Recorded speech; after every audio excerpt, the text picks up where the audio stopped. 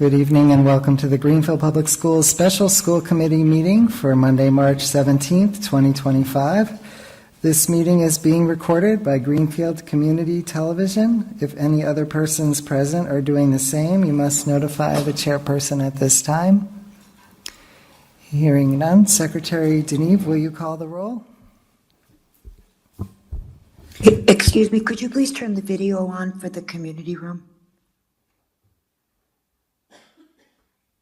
How is that? Can you see it now? Thank you. There we are. Yes, thank you. Thank you.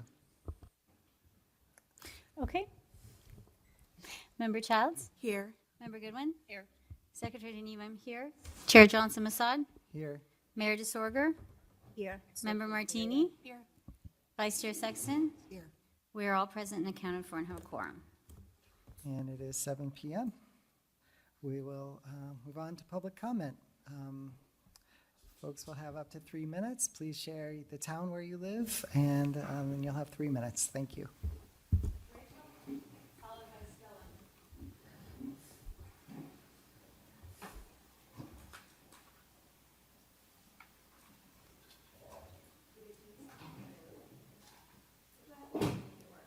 Press it till it's green.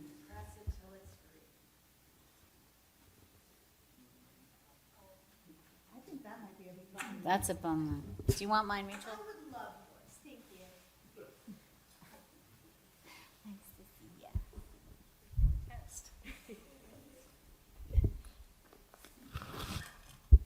Hi. Ooh, that one works. Hi, I'm Rachel Cronin Townsend. I live here in Greenfield.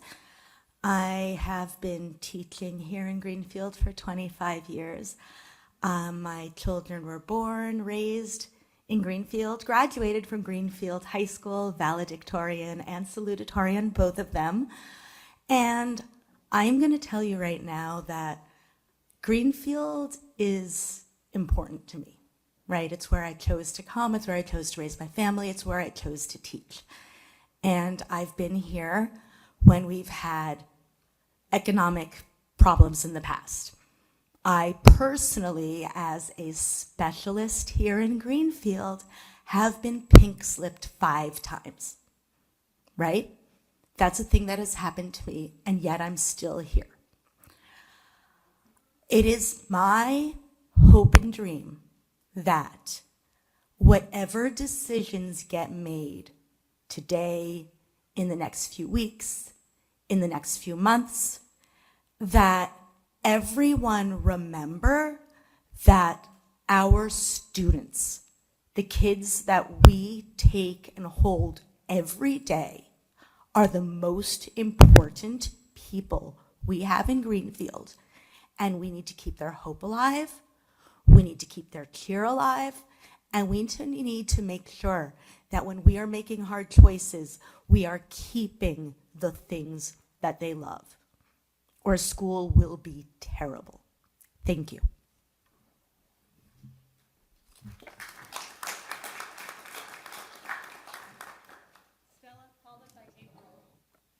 I should say for folks on Zoom who'd like to make public comment after we're done with the in-person public comment, you can raise your hand and we'll recognize you for a Zoom comment. Thank you. Go ahead.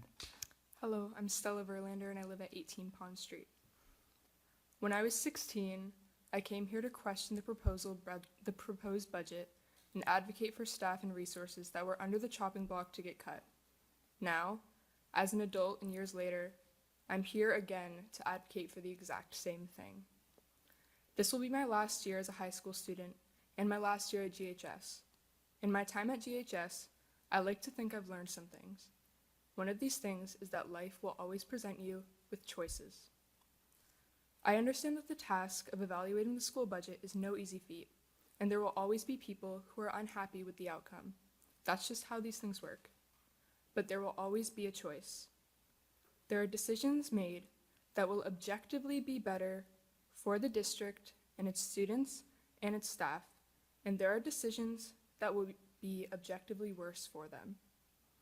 I understand that you are working with the very short end of the stick that has been forced upon you by the state and federal government for you to make do, but do not let that back you into a corner. I choose to believe that this community cares for one another, and I know for a fact that there are people in this room that will keep fighting for our schools no matter what happens. Bringing up 7th and 8th graders to the school and shutting down the middle school will not be sustainable. It just won't. Rushing into this decision and focusing only on short-term benefits will not work. It just won't. I implore you to use our community as a resource and hear our testimony to make the right choice. I personally believe that merging our school with Pioneer, Mohawk, and more will be most beneficial in the long run, as we are small schools with declining attendance rates. I want to make this as clear as possible. With overfilled classes, less electives, and less extracurriculars, you will not have students like me, students like Shane, who do so much for our school environment, students like Miel, Bella, and Cam, who have come here tonight in support of our school because they care. Students like April, who participate in almost every club and extracurricular, will cease to exist. Students that care do not pop out of nowhere. This might sound harsh, but it needs to be. Students like us were born from teachers who have time in their classes to devote to us, who have time to teach classes that are filled with the normal amount of students and aren't overfilled. It comes from being in clubs that we love and appreciate, having a reason to come to school every day, from doing sports and coaches that care about us. Thank you.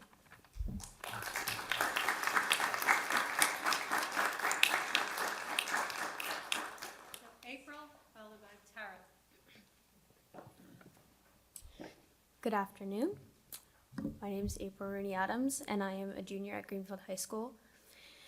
I am a part of many extracurriculars, including band, student council, Key Club, National Honor Society, Green Room, and French Club, and a couple more.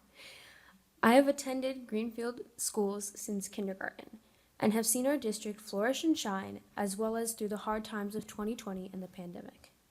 My first full year in person after that was my 8th grade year. I remember being so scared about being in the high school building with all the kids way up to age 18. I watched kids in my grade at 13 years old get bullied by people who were nearly adults and be pressured into more substances than ever before.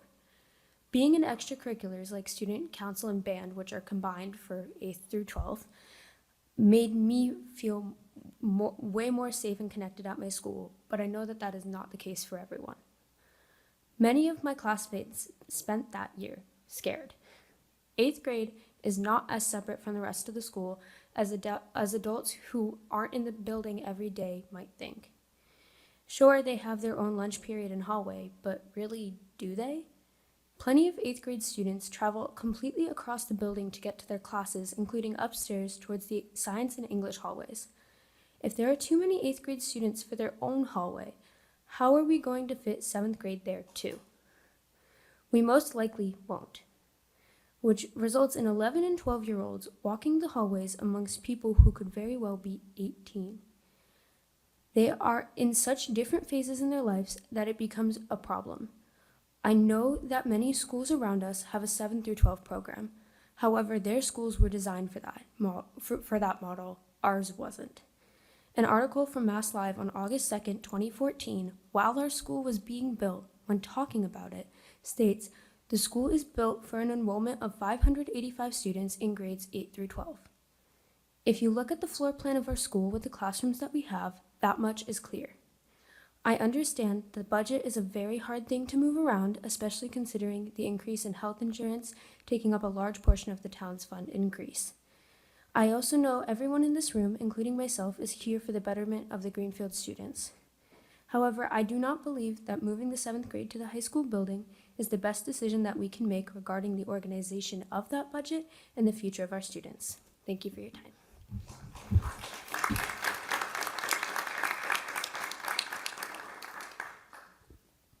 If the person who is on deck can come and sit in the front row just to make the transitions faster, that'd be great. Is there anyone else? Oh, there's no one else in the room. Okay, thank you.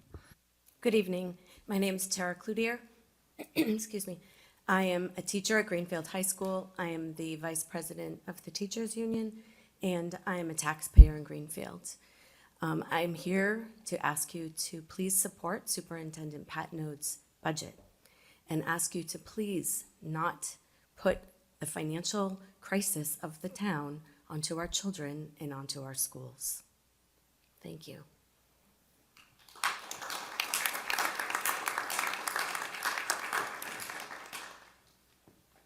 One more person in the room, and then we'll go to Zoom. Stay. Good evening. Doug Selwyn, Greenfield. I have a couple of thoughts here. First is to recognize, as I think we all do, that we're in this mess because of the lack of funding that we're getting from the state and the feds.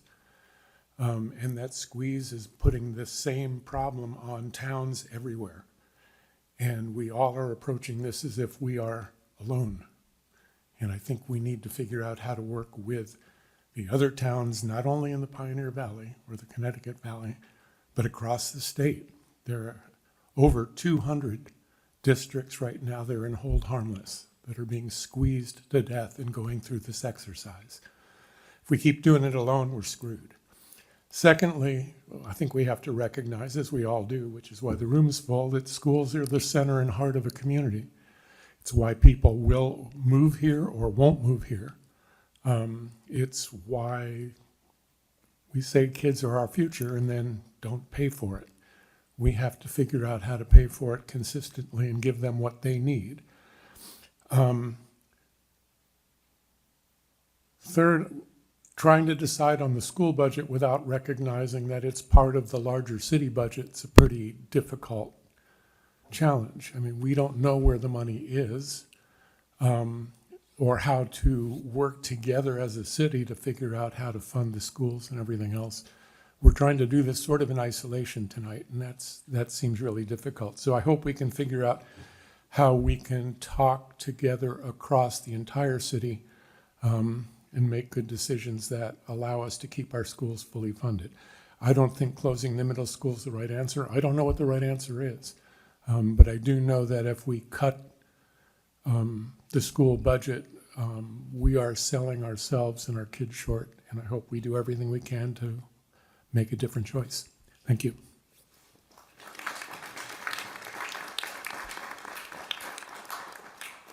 On Zoom, we'll have Susan Wergavdik, followed by Kim.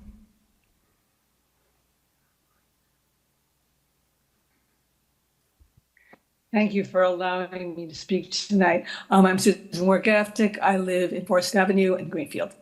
I just want to talk about budgets a second.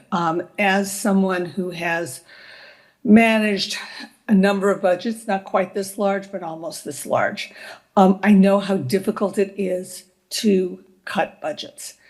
But I do think that we have to remember, I really support what Doug has just said, that we really need to look at this as something where we're all in this together, where this is something that we have to look at from an overview, and that and look at it from the point of view of there are no evil people here. This is unfortunately something that is imposed upon us, not something that we started from the beginning. This is not our choice. This is what we have to deal with. I'd also like to support Doug's comment that this is a statewide issue and that we as a city and we as a community need to get our legislators to work for us because they need to understand how difficult this is and how we are being underfunded. That's a long-term issue. That's a short-term. We're obviously in a short-term problem. But I want to thank you all for coming to this meeting with a spirit of working together and not with a blame game. Thank you. Kim, and then Stephanie. Kim, if you would share your full name and the town where you live. Okay, Oh. Kim is my wife. Excuse me. We're using her computer. This is Paul Jablon and from Greenfield. I would like to continue the idea that for the last 3 years, Greenfield has been building a better and better middle school. And the school committee and the schools have been working very hard at moving the 5th grade back And I would like to see that continue to happen. For years, I worked at universities training middle school teachers, so I have some expertise on seeing what's going on. The second thing is more a question, and that is, I have great respect for our DPW. I've actually written my turns saying that, as well as for our rec department and fire department. So this is not, again, trying to work together. In the past, when our school budgets have been cut, and this is a big cut in our school budget, those departments didn't necessarily have the same percentage cut. We're going to lose a lot of staff and faculty if we have this budget. Are those departments going to lose the same percentage of staff from their departments? And the last comment I have is also another question, which is last year, we were really out on the carpet to the state because we couldn't get enough, this year, couldn't get enough special ed persons to work with the kids who are in the highest needs. With this budget, are we going to have even more cuts in special ed? And I hope we really can work together, answer these questions, and be fair to the kids in our schools. Thank you. Stephanie? Stephanie Duclos, Chapman Street, Greenfield. I'm really disheartened by departments being pitted against each other. It's one number that is expected from the taxpayers in Greenfield. One number that everybody that is paying that bill, they struggle. They struggle like everyone else. Sometimes hard decisions really do need to be made. I mean, we gave a lot of money to a library, to a fire station, new trucks, new pocket parks. There was a lot of money being expended. No one's screaming through the roof. And we supported the teachers. We've always supported good education. That's why we pay additional funding above the state required that they give us. I mean, allocation is up to the superintendent. It doesn't fall. The mayor says, look, we're in tough times. We're in tough times. And everybody's squeezing their belts. And to pit departments against each other, well, you know, maybe the taxpayers, maybe a lot of taxpayers don't actually have kids in school right now. And maybe you're asking them to fund something that's, something they have to make hard decisions themselves about in the taxes. So, I really think that the mayor's coming back with something that's reasonable. I know she spent hours and hours and hours looking at, making hard decisions across the board. I mean, I don't think it's right to pit departments against each other. I mean, we do have declining enrollment in Greenfield. Maybe we need to look at some of the factors why. We collaborate our sports with other towns. There's options there. And maybe utilizing or offering Green River School to a new tech facility. We're losing a lot of kids to Franklin Tech. Maybe those are options too, to maybe bring more kids to Greenfield. So we are inviting, like Tech's expanding. Let's maybe look at their model. Thanks. Is there any other public comment in the room or on Zoom? Oh, we have a few here in the room, so we'll go back to the room.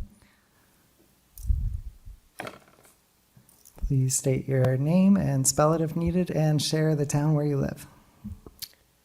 Hi, everyone. My name is Pamela Goodwin. I live at 54 High Street. I'm older, so I'm not paying taxes, and I got rid of my business so I wouldn't have to pay taxes, but I have been a teacher for many of my years. I guess my only comment is I hope people go back and look at some of the school committee meetings in previous months. I agree with Doug Swellen and Susan Wargaftic, and I thought one of the best comments was the recent comment by Member Goodwin, who I'm not related to, by the way, and is about being a team and coming up with a plan that seems to work for a town that is having major fiscal problems. The last thing I'll say is I would like us to address the attendance problem, the truancy problem, in a way that makes sense, in a way that would follow the law. I don't know if we have a truant officer or not, but I think that we need one if we do not have one. I'm not clear that running a second bus schedule for kids who have parents that maybe went off to work is part of a budgetary need. But I think that if enough pressure is put on students and parents to show up where they need to be, and if they are able to feel comfortable there, that's the other problem. You know, special needs kids have special needs. There are special teachers for that. I worked alongside of them in many of my years of teaching. So I just want kids to feel safe. I want them to love sports and drama and music, because honestly, they're not all showing up having a ball with reading, writing, and arithmetic. Thank you for your time.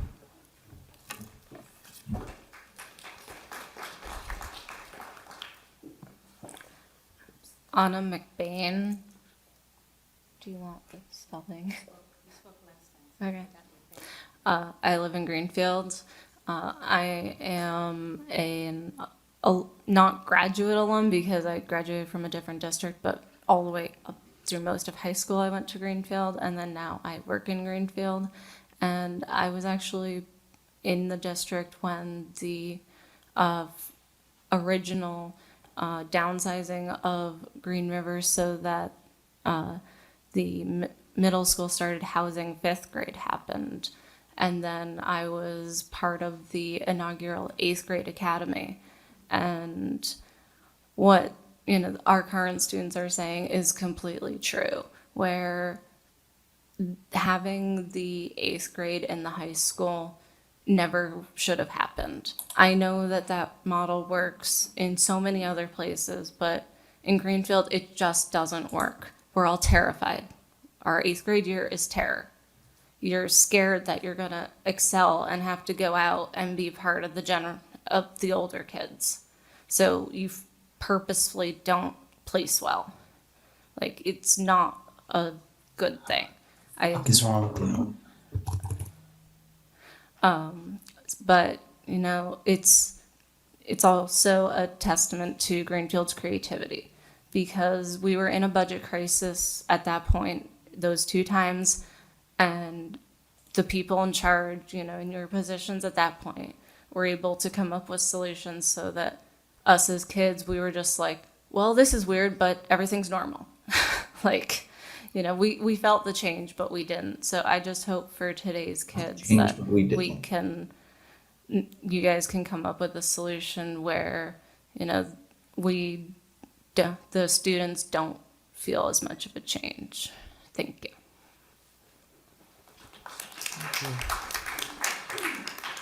Is there any other public comment in the room? Is there any other public comment on Zoom? Hearing none. Thank you, everybody, very much for sharing your views.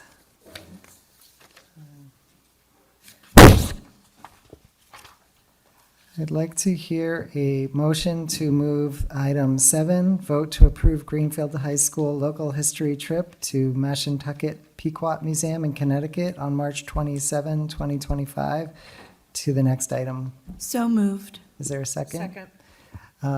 All in favor? Aye. Carries unanimously. And so, Mr. Martin, if you would make your presentation. Are you making a presentation or not? You don't have to. It's up to you. I'm supposed to present? You're welcome to. I think we thought you might because you're here, but. I can wing it, sure. Okay, thank you for the email you sent to us. Yeah, if you don't mind winging it. Yeah, sure. I didn't know if you had read that. I assumed it was put into the record. So it's a local history elective course, and it's sort of designed around trips to mostly Franklin County. And our first major unit is about sort of indigenous cultures of the Northeast and more locally in the Pioneer Valley. And it's centered a lot around early contact between Native Americans and English colonists, especially King Philip's War, many of which battles took place in Franklin County. So we work really closely with David Brule, the Nolambika Project, and he gives us some guided tours. He comes and he's a guest speaker. But one of the first trips we take is to the Pequot Museum in Connecticut. And it's one of the sort of leading museums on indigenous cultures anywhere, but especially in the Northeast, to sort of immerse kids in, what indigenous peoples were, how they were living pre-contact, and also how contact with Europeans, this is a very unstable table, how that changed things for them drastically, obviously. So the museum is phenomenal. We went 2 years ago with this class, and it was one of the top things that my class enjoyed that year.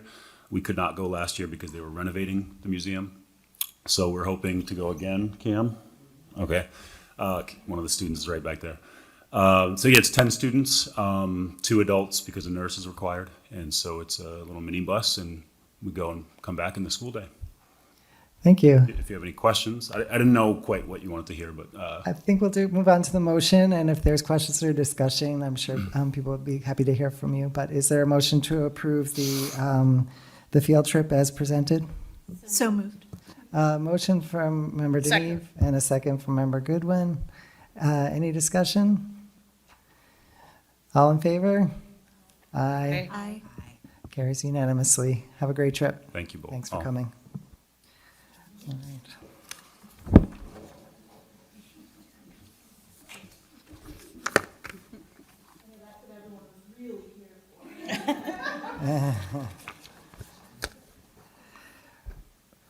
We're now moving to item 3, review of the mayor's statement from March 12th, 2025 school committee meeting.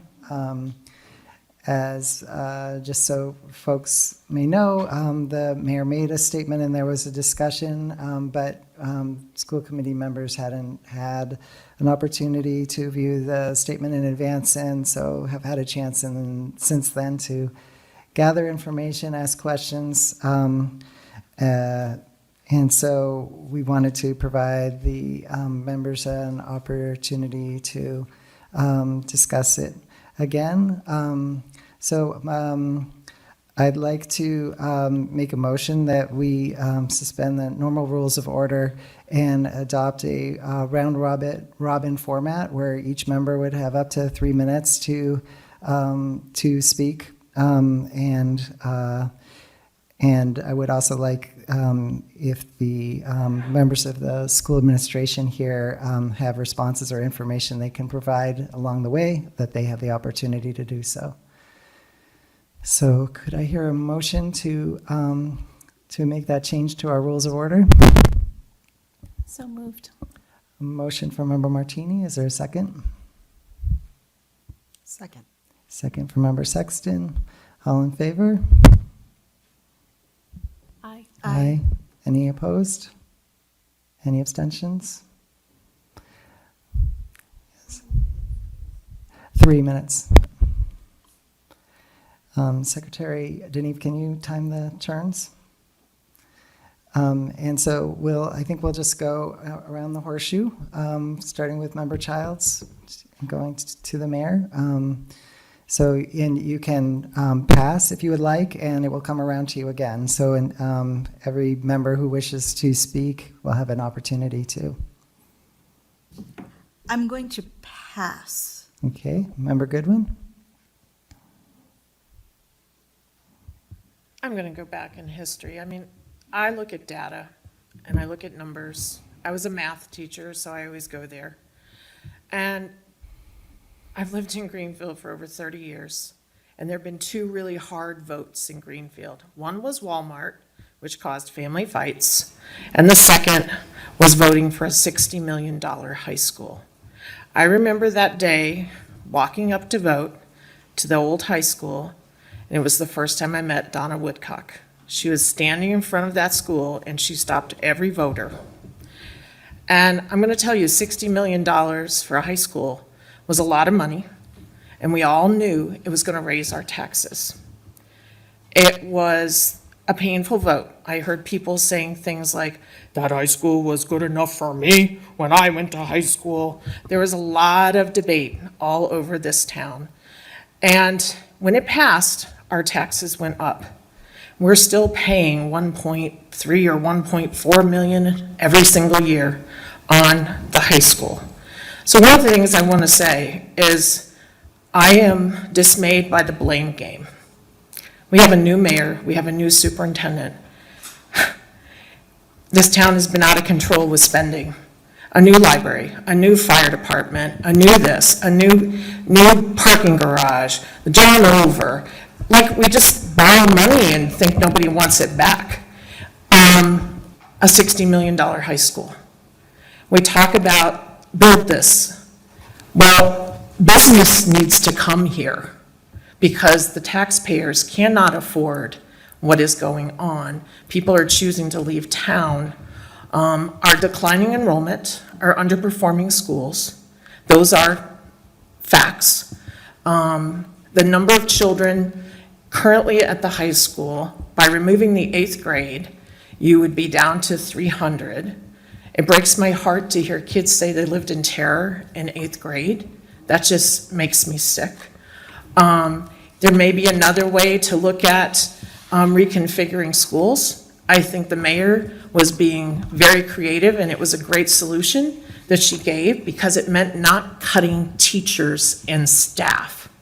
By closing a building, you save money, which means not cutting the people in front of children, which I will support 100%.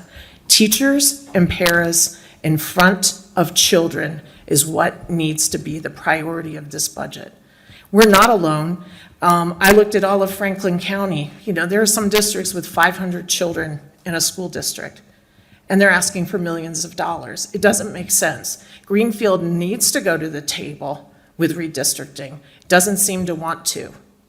We're not alone. I looked at every request of every district in Franklin County, $111 million for 5,000 children. That's Not fine. enough. Thank you. Secretary Deneve?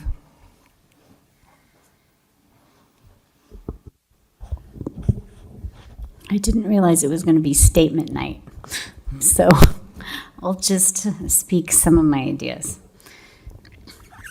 I was on the redistricting subcommittee, and I spent a lot of time with a lot of you, and we really put our heads together, and we came up with so many options. Every idea was on the table. We came up with some really wild ones. And in the end, we narrowed it down, I think, to 2 or 3 options. And we figured out which ones would work with the size of the buildings and keeping in mind the class sizes, which was a big issue. And we brought in families and parents. We went to all kinds of community centers. We had all kinds of late night meetings. We gathered everyone's thoughts about this, and we arrived at the one that we thought that would work for now. It wasn't a permanent idea. Always in the back of our minds, we thought, we have elementary schools that are old, and we can't keep fixing them. We're just putting Band-Aids on them. So the idea was always in the future that we were going to need to build an elementary school for everyone, which would lower the budget, lower admin costs, put everyone in the same school, give us the equity that we were looking for. But the problem was it's going to take 10 years. And 10 years starts now. We have to start thinking about this now. And it's going to be another one of those really hard votes like Melody was just talking about. It's going to cost so much money. But that's what we have to do, and not just because of, you know, the fiscal crisis now, but because these buildings are very old, and we've toured them and we've looked at them, and there's so many fixes that need to be made. So that's where I arrived in October of 2023 after working on this problem with all of you. So I'm still in favor of continuing the redistricting as we planned, but I also understand that we've hit this fiscal wall. So I'm also open to discussing the ways that we can fix this, but it's hard for me to discuss this without having seen the full city budget yet. I don't really know where all of the rest of the money is going and where all of the cuts are. So I feel a little bit in the dark about it. But what I do feel in my heart is that when it comes down to it, the most important things are your schools, your fire department, probably your police, that's a conversation to have. And you just don't get to have extraneous things. You need to keep your water safe. You need to keep your houses from burning down. You need to make sure that you have your health services. But you are able to cut everything else but those important things. And that's what I want to see first before we really get into this. I'll recognize myself going around the horseshoe. I guess, yeah, I share the concern about only looking at one number. It's kind of really impossible to evaluate the mayor's budget based on just the number for the schools. So it's hard to know if we're being asked to make cuts that are fair or not, based on what may or may not be happening to other departments, and what the overall picture is. The other question that I feel like I need more information about is free cash and stabilization, which are accounts that some people may refer to as your rainy day fund. And it does seem like it's raining pretty hard. So I'm wondering, if we're not going to use those funds now, when are we going to use them? And I will pass to Member Sexton if you want to be recognized. I'm assuming we'll be doing more than one go around. Correct. Great, thank you. I only have a couple of things that I wanted to say right now. One is thank you to everyone who showed up and made statements, and also thank you to everyone who sent us emails about other possible creative solutions to this issue. I want to address specifically redistricting, and I understand that that is a topic that brings up a lot of emotion for folks because there was a very long process and a lot of people did work hard on it. But I would remind us not to get caught in a sunk cost fallacy. We did that work. We had a particular picture in mind of what our economic situation was looking like or would look like as that work was done. And now we're in a different picture. So yes, if it still makes sense to keep the original plan, let's do that. But I don't want us to get so focused on doing that we don't look at other options just purely because we already did legwork on a particular one in the past. That legwork happened, whether or not it still is the right decision. So it just already happened, and we can choose to move forward in a different path if it makes more sense right now. While I'm hearing folks talk about the feeling a little bit at sea with having only one number to look at, and I hear that, I can feel that, I understand that, and at the same time, that is the one number that is ours to look at.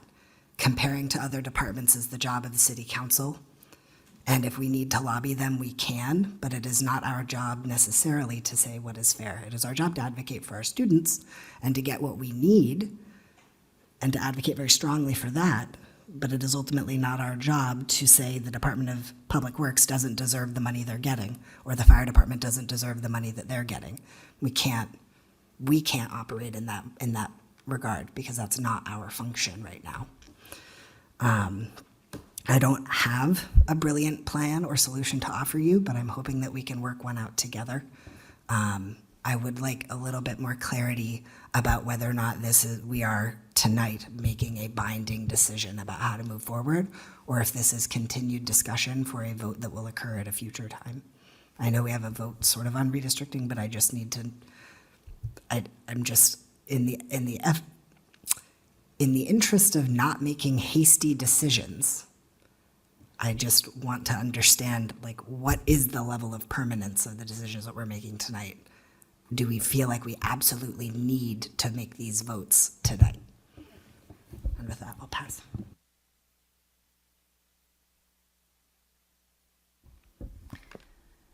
So, already?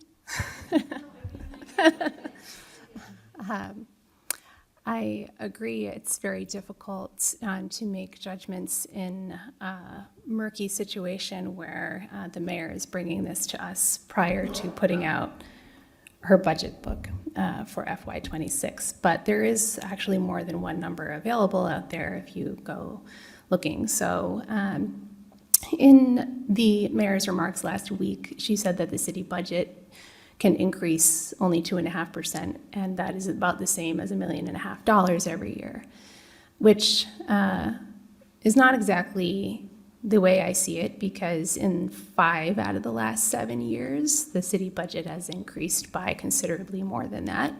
And in fact, 3 times it was more than double that. And this occurs in part because the tax levy calculation is actually not that straightforward.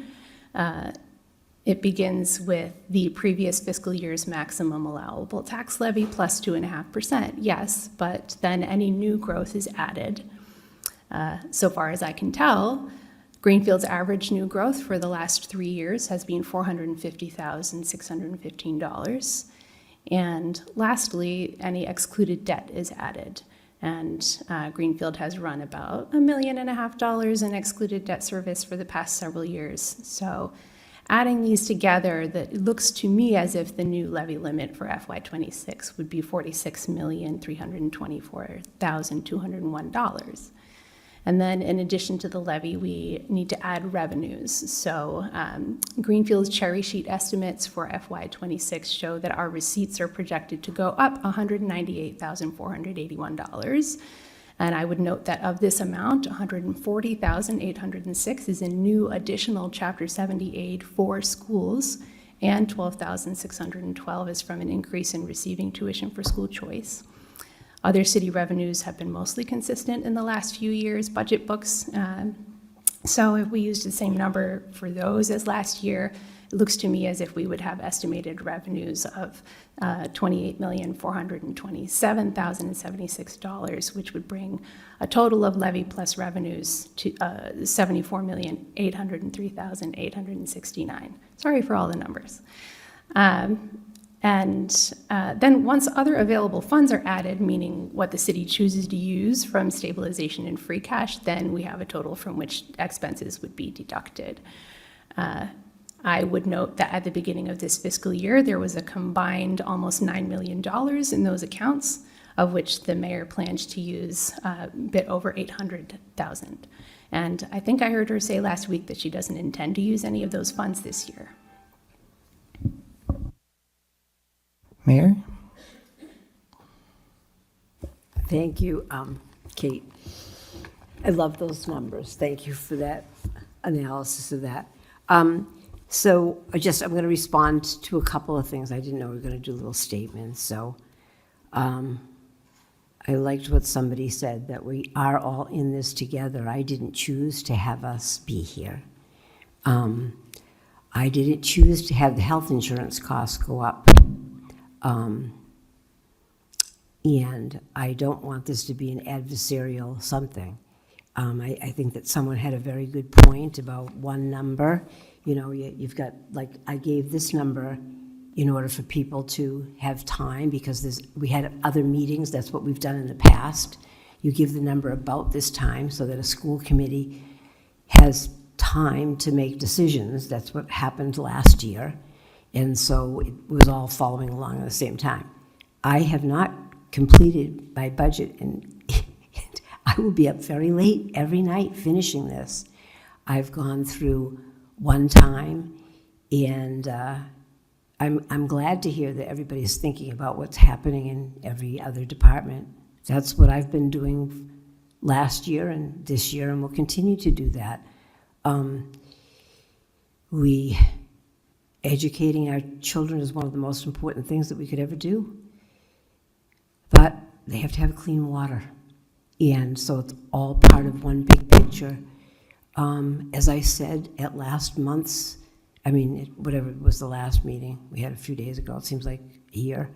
But last year, we had a number that I worked with, because we were, that one year that you did talk about, we were like at the levy ceiling with, I think it was like, I forget what the number was, like, maybe like 7,000 to go before the levy ceiling. You can't live like that. So at any rate, we have to stay within certain constraints. Last year there was a number, and it was like 1.4. And as I said, it was my first year being a mayor. Even though it wasn't 50-50 or whatever, I thought I did the schools a much higher number. Because I got kids and grandchildren and people that teach in my family too. So, but and it's not size, it's a community. We had a total of 1 extra FTE that we added. And I think that's an important thing to think about. So this year, somebody's talking about DPW, that is the place where we need something. We have an increasing number of, you see it, water main breaks, infrastructure needs. It's part of this city. You are part of this city. Your kids, your teachers, you all matter to me. Every one of you. And there's some scientists here. We have scientists working down at the water treatment plant. There's a lot of things down there that are broken. They're part of this too. This is not an easy decision to make. But tough people make tough choices. And these are horrible numbers. I didn't make them up. I don't have the full number. You will be maybe looking at this year's budget. Let me tell you, whatever it was,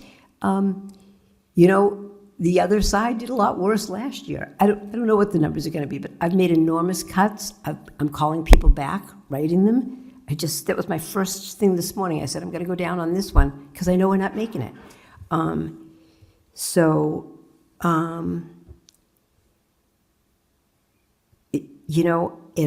I want to say something to address my teammate Kate. I said that is true about revenues, and I thought, but one thing I learned when I get in there, I thought this is the Department of Revenue is watching us, just like you have DESE watching you.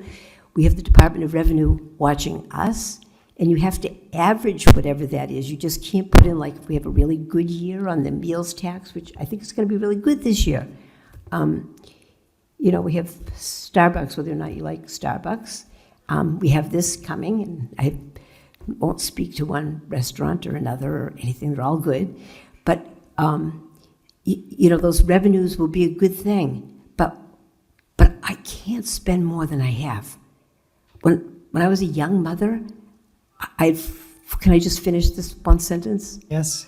I had $40 a week for food, and my favorite things are potato chips and ice cream. But I had 3 little kids. And so I bought the meat, the eggs, the cheese, the milk, and the vegetables and the fruit. And they liked apple juice, and I couldn't buy that. My sister used to come over with the apple juice and the paper goods because there wasn't enough for those extra things. Thank you, That's Mayor. what we have to do. Thank you. Member Childs will finish this first round. Okay, so like many others, no prepared statement, winging it. So something that has come to me a lot is what percentage of the town budget the school budget makes up, because if you're going to look at any department, school budget will be the biggest. Part of that is because if you look at a number of staff, you're looking at just under 2/3 roughly of the town employees are school district employees. So it's not anything unexpected that the school department would therefore have the biggest budget of departments. Looking at numbers for enrollment, one of the things proposed was K through 6 being moved to the elementary school level. But I don't believe we have room at the elementary schools to move both 5th and 6th grade there, especially not without negatively impacting our most vulnerable students in special ed programs. That is to the best of my knowledge. I could be wrong. If I am wrong, I'm thrilled because then we can move 6th grade back, but I don't think I'm wrong. Another idea that has been presented to me in email and in person is continuing to move 5th to the elementary school, but moving 6th and 7th to the high school for a combined junior-senior high. On paper, that does sound good, but if 8th graders are already having these fear issues, and if adding 6th and 7th to the high school would then bring us very close to max capacity at high school, it seems like those 6th, 7th, and 8th graders, it'd be pretty hard to keep them segregated from the oldest students there. So I guess what I'm coming to for this is the math is not going to be pretty no matter how we cut it. This is a triage year. This is a Band-Aid year. We are in a terrible situation, and no one is going to be happy with what ends up happening, but everybody up here is committed to preserving as much as we can as what matters the most for the kids, the people on the ground working with them, their teachers, their instructional aides. And I am very glad that I've got a team up here that really do care about the kids, every single one of you do. And so Magic Idea Fairy and Magic Money Fairy, very welcome. Thank you. I'd just like to check with the administration if there's anything you want to say or any facts you'd like to share.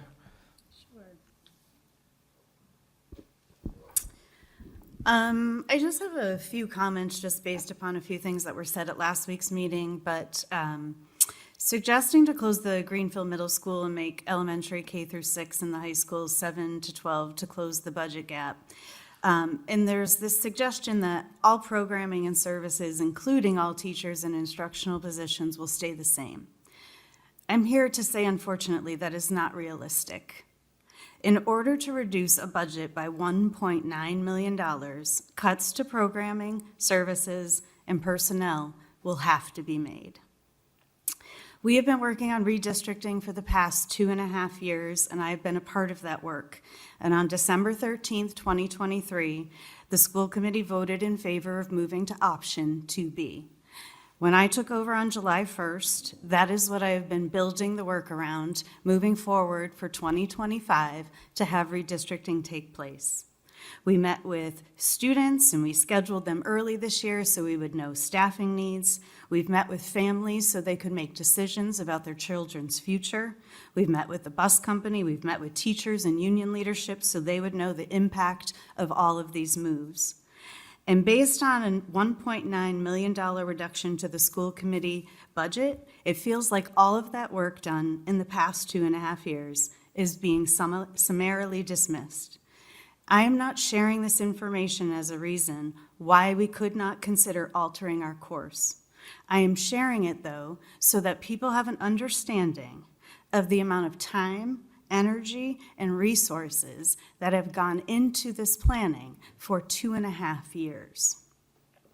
The mayor's idea proposes changes that the school does simply not have a plan for at this time. Furthermore, in our budget development, the city finance director had given us a directive to include a 3% increase for all bargaining units that did not have a contract beyond this fiscal year. That is also included in the budget proposal from the schools. So above all of that, we were caught off guard with the mayor's suggestion of closing the Greenfield Middle School next year. We have talked tonight, and I've heard many people comment on how we are a team and we are all in this together. I do not feel part of this team when blindsided with this information and not included in this conversation. The schools are willing partners in looking for solutions for the benefit of our students, and we are not considered to be at the table to be part of those solutions. I take offense. It is my job to do its best for them, and we need to be part of that solution in this team that we all speak of.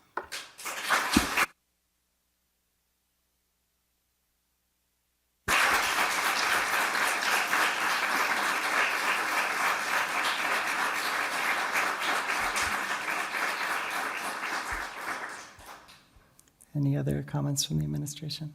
Okay. So we can do, I guess I'll suggest one more round of 3 minutes each.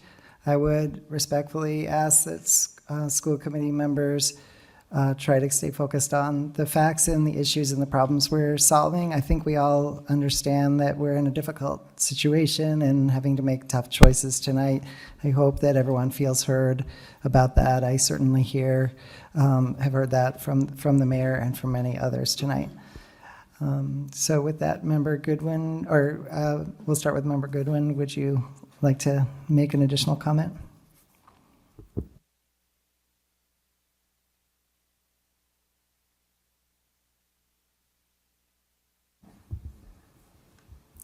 We're not alone. This conversation is going on all over the state. Our commissioner has even taken a job in Pennsylvania as a superintendent. Our Department of Ed is being pretty much cut to half. Things are happening across the United States. We weren't ready when a pandemic came. We did amazing things for children. We weren't ready, but we did it. Things change fiscally every single day. Things change. You can't plan for things that just change. So I would say to you, as somebody who is a member of the STAR committee, that fifth grade should have gone back to the elementary school about 4 years ago, because it was supposed to be the fourth grade back to the elementary school, and then the following year, the fifth grade. We made that decision. Adrian Nunez was chair. We made it. It didn't happen. I don't know why, but it didn't. Decisions get made and they change. But this city is been borrowing money that has to be paid back. That is a fact. If you just drive around our city, you'll find out. You'll see a brand new library. You see a brand new fire department. Just notice, those things cost money. It's not like we have somebody making money in the basement of City Hall, which is kind of scary to start with. We also have buildings that are falling apart. And that is the truth, but we have been doing repairs. I lived through a new roof, new modules, new sidewalks, a new basketball court, all at Newton. We've made repairs. We've spent money in the schools as well. So things change. You don't want to close the middle school? Fine. Figure it out. I mean, we can go every goal that can be. We can start talking to the towns next to us. Districts that are having 500 children because of declining enrollments, they're talking about putting all the children in one building. That's a K-12. Everybody is looking at different things. Blaming people is not part of the solution. I know the fire department needs a $1.2 million truck, or all our house insurance is going to go up. Do I want that fire department to get that truck? Absolutely, because if my house insurance goes up, it's just one more bill. I have to stop doing something else.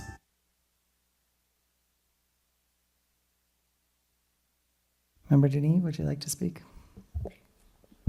I actually just had a question for Superintendent Patnode. When you look at our redistricting list, all the options that we went through, has anything materially changed in the last few years that would allow any of the other options to be possible? The ones that we were looking at were with regards to the sixth grade, since that issue came up from last week's meeting. Sixth grade is feasibly not possible to fit in our elementary schools. The only way our elementary principals could configure that would be by reducing sections in other classes. So, for instance, if you had a 25 student first grade in one building, that would be one first grade instead of two. And then you would be impacting classroom sizes in order to fit all of them there. We did not look at other options from years ago, just because we were considering what was on the table from last week. I just wanted to speak to redistricting and what we need to do tonight, essentially. So just that I was amazed going through that process to see how many moving parts there were. And even in our vote on the decision to do it, once we had voted on something, it meant other things fell into place. It's an enormously complicated system that is run here in Greenfield every day by our amazing administration and by all the teachers and staff. It's very complicated to have this many students educated here, and when you try to change one thing, it affects everything else.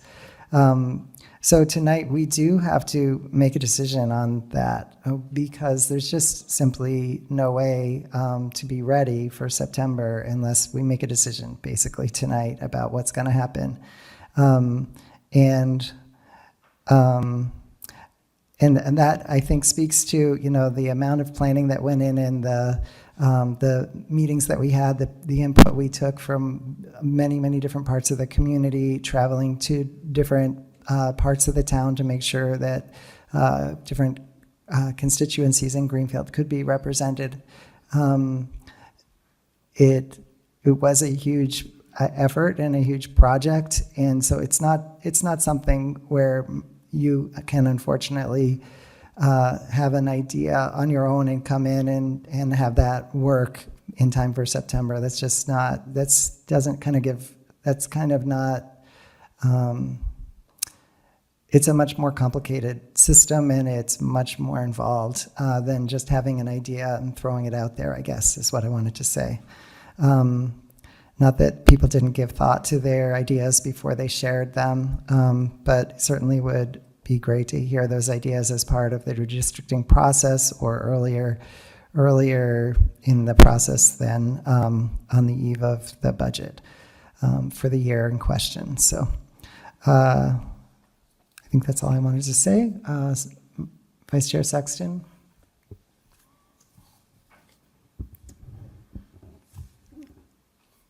So I have a question, but I'm not sure that it can be answered for the administration, which is, do we have accurate cost estimates for what the different redistricting options would have been or are, so that we can compare, the 2B that we eventually voted on, and I say we, but the prior school committee voted on, versus 2A or option 1 or whatever the option. Do we actually know what each of those options would have cost or would cost us still? 1.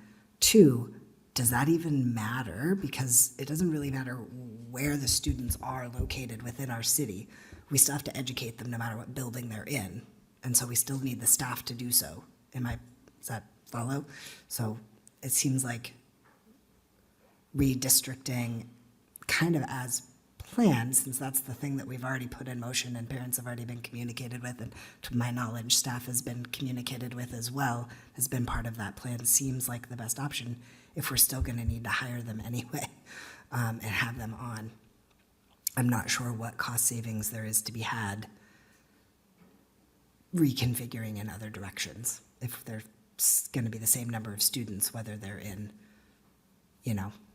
the high school or the middle school, speaking of 8th graders.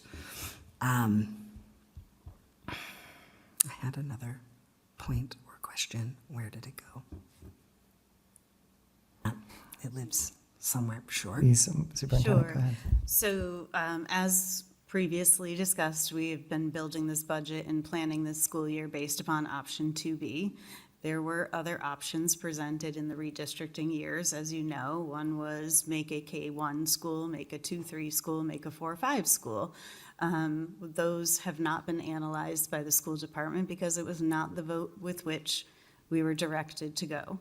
So if that is the case with the committee to eliminate the current redistricting vote that I'm working under, then that would be something for discussion tonight, and then we would have to replan.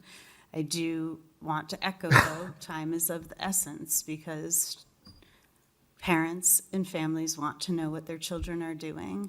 And it is very anxiety-filled and stress-filled when these decisions are not made early enough for proper planning so that they can make the choices that are good for their students. Thank you. I remembered my other point. It seems like we're being asked to make a decision in reaction to a proposed number by the mayor. But we know that that's not actually the final step in the budgeting process. And so we can't know if the number that was given to us by the mayor is the actual number that we have to work with. Could be less, could be more. We hope for more. We would love more. But I feel like we're trying to make a decision in reaction to something that isn't totally real, and I'm having a hard time wrapping my mind around that.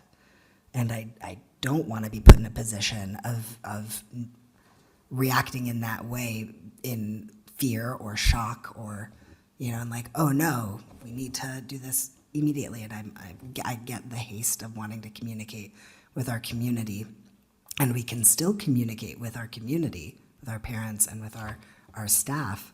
And I feel like even if we don't have a firm thing to tell them yet, we can keep them part of these conversations. I just don't want us to make a decision in haste that we don't actually have the full and real information we need to make properly. So but I also understand we can't wait until the city council has done their thing and sent it back to the mayor again. Like, I'm struggling a little bit, and I'm wondering if my colleagues can help me think through that.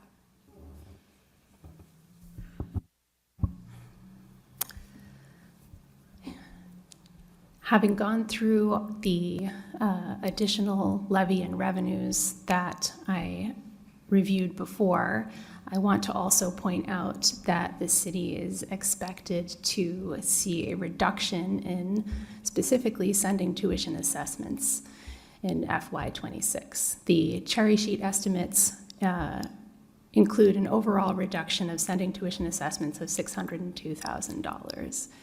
And if other expenses in this section are similar to last year, which they seem to be pretty consistent, then I would anticipate that the total amount available for the city FY26 operating budget would then be about $67.7 million. And from that would be taken this year's debt service, which is also a pretty consistent amount. So if we pay a similar amount as last year, that would bring the city operating budget to 66.3 almost. That is about $2.8 million more than last year, an increase of considerably more than $1.5 million, even without the use of any stabilization or free cash funds. So after deducting the $1.5 million for the increase in health insurance. Point of order. This your purview, because I think that's city council purview. Sorry, Your you purview don't is get to make a figure out point. school committee Sorry, money. I have to ask you, this is a meeting of the school committee. There isn't a point of order from the Zoom.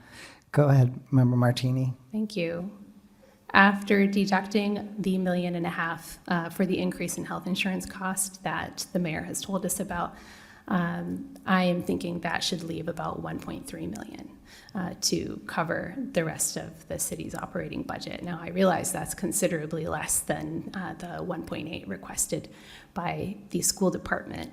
However, I am having a hard time seeing a justification for not providing to the schools at minimum the additional Chapter 70 aid that the state is sending that is for the purpose of our schools, as well as the increase in our receiving tuition for school choice and the reduction in our sending tuitions. That would be about $700,000 and some and would be on par with the relative size of the school department with the rest of the city departments within that amount. So I am sure that the mayor has a lot more details to use than I did with this because, again, we do not have the budget book. So I feel it's rather unfair to be having to do this without that, but I would like a response from the mayor about each of the specific details that I provided. I want to recognize Andy Paquette, our business manager, to respond before we move to the mayor. Yes, just a point of clarification on a school choice receiving tuition, that will come to the schools. It's listed on the cherry sheet, but it is put into a revolving account, so we will be getting that, so. Mayor?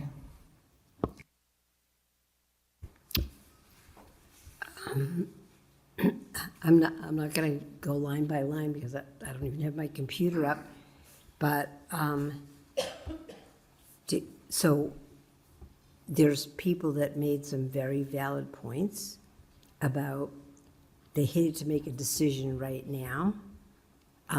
Do I think that that number is going to change? You know, it comes, I do this, and then it goes somewhere else. I'm continuing to reduce in other departments, making calls. I don't think that that number is going to change significantly. I think that there are things, I mentioned it last week, you know, there might be things that you talked about stabilization in the school, in the city, and I thought, yes, I tell everybody all the time what we have in stabilization in the city. I say that, I announce it at meetings, it's there. Nobody ever uses the stabilization. It's supposed to be there for, even in Hurricane Irene, I don't think they did. I think I said that last week. One thing that I would look at, I'll say this to Andy, and I said it before, I'd be looking at that, adjusting the budget numbers with the out-of-district tuition. That was one of the main drivers for the increase in this budget. It was increased by $1.5 million. And as I said before, we have about the same number of students and it went up 3.67. So that special ed revolving that we were going to use, if you remember from last year, remember that last year? There's $1 million in a special ed revolving. There are adjustments that could be made to that number that would significantly bring that down. So there's a balance of $1 million in the special ed revolving. In 15-15, the circuit breaker, as of today, there's $1,415,000. School choice receiving, there's $909,582. And school transportation, there's $1,015,926. But I know I don't do the school budget.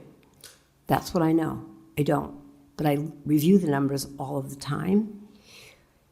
And I think that we had David Messing that said, actually, you know, we overestimated on the cap. So perhaps that number could be adjusted. Additionally, this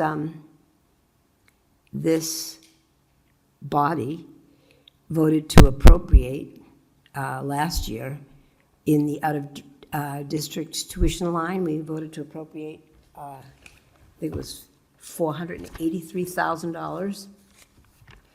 And that appropriation was reduced to $319,000, I think. So something was going to come out of the special ed revolving.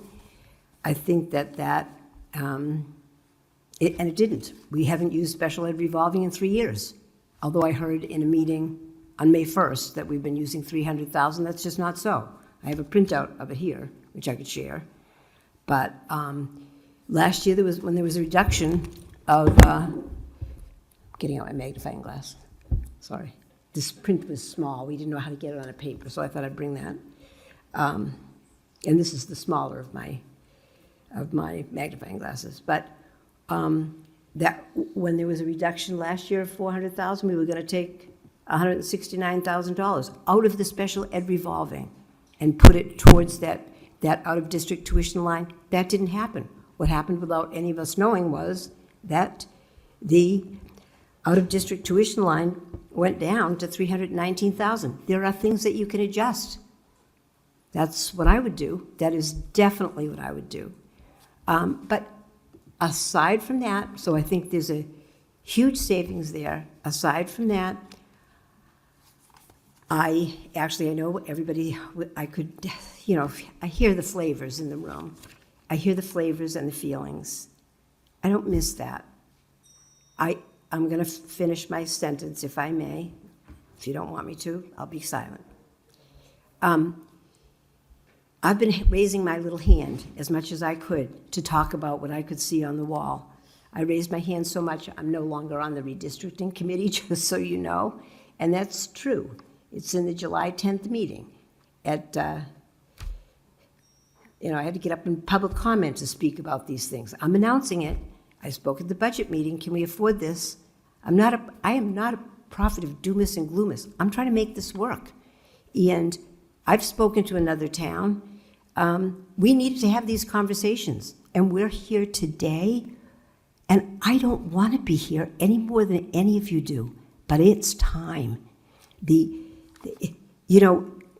the ink wasn't dry on this, in June of 2022, when everybody was making their decisions, and I wasn't here then, we had 250 more students. We had, in 8 through 12, we had 506. Now we have 406. Not even 3 years ago. 5 through 7, we had 361. Now there's 318. Thank I'll be you. silent. I want to recognize Andy, and then we'll come to you, Andy. Sure. There's a lot to unravel here, but I just want to start with what I think the biggest one is regarding the SPED tuition budget. So based on the claim of it being factually inaccurate, we went back to check, okay? And it was reported at that meeting, if you watched the public hearing, it was acknowledged that we had contingencies in the general fund budget because, and I believe it was Member Goodwin that asked a question about the other contingencies and potentially circuit breaker. For the circuit breaker funding, we anticipate using it for this upcoming fiscal year and the following fiscal year. So the fact that there's a balance in the budget for circuit breaker as it is right now does not mean that it isn't going to be used. In FY25, we plan on using $1.1 million of circuit breaker funding. We've used $500,000 of it already, and come the end of the year, we will do another reclassification of expenses to fully exhaust the 1.1 that was budgeted. We are statutorily required to use those amounts in circuit breaker. So then, back to the original thing regarding the SPED tuition. So we went back, Mr. Messing, we all met to talk about it. I'm going to give you, there are 3 categories of out-of-district placement tuitions we have. Tuitions to collaborative programs, tuition to other public schools, and tuition to private schools. We have 4 students placed at public schools. The total tuition for FY26 for that is $198,231. 26 students at private placements. The total anticipated tuition for that, with the operational services division increase of the 3.67%, is $2,683,255. We have 3 students at collaborative programs for a total tuition of $100,322. As was reported at the last school committee meeting, and then now from that school committee meeting to just recently, we have been assigned the fiscal responsibility of 3 students. So the annualized tuition for those 3 students is $305,892.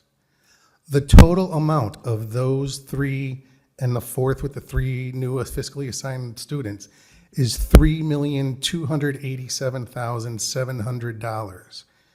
Our FY26 proposed SPED tuition budget with all our funding sources was $3,249,113. Ladies and gentlemen, that contingency is gone. We're already starting at $38,587 in the hole. So to claim that it's factually inaccurate, that claim is factually inaccurate.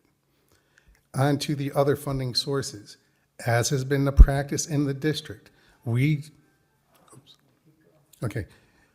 For FY26, the other funding sources we have available to us in FY25 are plan for use of circuit breaker, school choice, $300,000 of school choice.